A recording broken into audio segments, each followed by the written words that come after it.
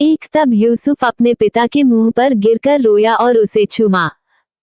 2 और यूसुफ ने उन वैद्यों को, जो उसके सेवक थे, आज्ञा दी कि मेरे पिता की लोथ में सुगंध द्रव्य भरो। तब वैद्यों ने इस्राएल की लोथ में सुगंध द्रव्य भर दिए।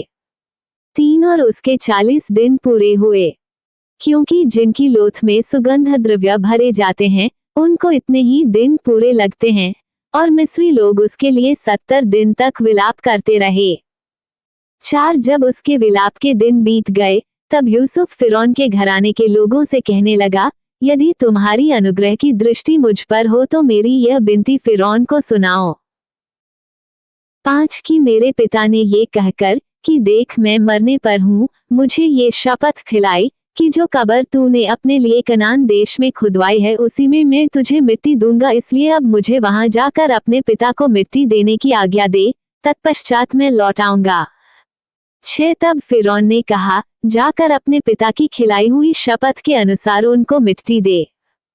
7 यूसुफ अपने पिता को मिट्टी देने के लिए चला, और फिरौन के सब कर्मचारी अर्थात उसके भवन के पुरनिये और मिस्र देश के सब पुरनिये उसके संग चले। 8 और यूसुफ के घर के सब लोग और उसके भाई और उसके पिता के घर के सब लोग भी संग गए, पर वे अपने बाल बच्चों और भेड़ बकरियों और गाय बैलों को गोशेन देश में छोड़ गए। 9 और उसके संग रथ और सवार गए, सो भीड़ बहुत भारी हो गई। 10 जब वे आताद के खलिहान तक, जो यरदन नदी के पार है, पहुंचे, तब वहां अत्यंत भारी विलाप किया, और यूसुफ ने अपने पिता के 7 दिन का विलाप कराया। 11 आताद के खलिहान में के विलाप को देखकर उस देश के निवासी कनानियों ने कहा, ये तो मिस्रियों का कोई भारी विलाप होगा, इसी कारण उस स्थान का नाम आबेल मिस्रम पड़ा, और वह यरदन के पार है। 12 और इस्राएल के पुत्रों ने उससे वही काम किया जिसकी उसने उनको आज्ञा दी थी। 13 अर्थात उन्होंने उसको कनान देश में ले जाकर मकपेला की उस भूमि वाली गुफा में, जो ममरे के सामने है, मिट्टी दी, जिसको इब्राहिम ने हित्ती एप्रोन के हाथ से इस निमित्त मोल लिया था कि वह कब्रिस्तान के लिए उसकी निज भूमि हो। 14 अपने पिता को मिट्टी देकर यूसुफ अपने भाइयों और उन सब समेत, जो उसके पिता को मिट्टी देने के लिए उसके संग गए थे, मिस्र में लौट आया।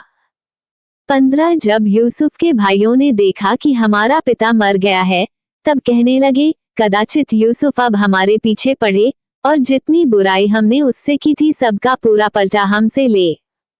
16 इसलिए उन्होंने यूसुफ के पास ये कहला भेजा कि तेरे पिता ने मरने से पहले हमें यह आज्ञा दी थी।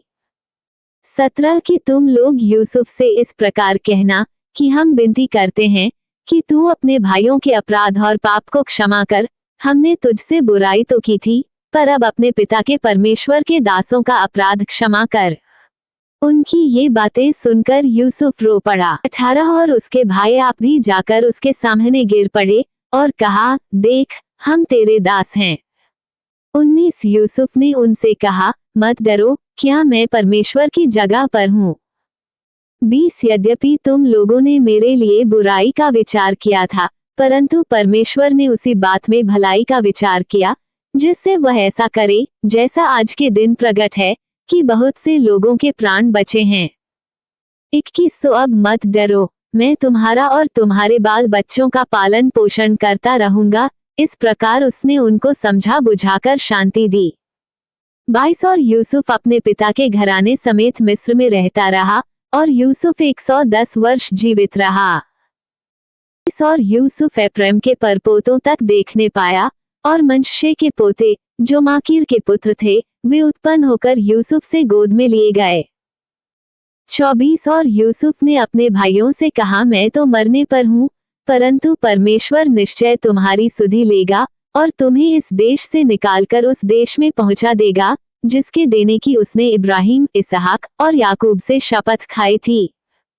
25 फिर यूसुफ ने इस्राएलियों से यह कहकर कि परमेश्वर निश्चय तुम्हारी सुधि लेगा, उनको इस विषय की शपथ खिलाई कि हम तेरी हड्डियों को वहां से उस देश में ले जाएंगे।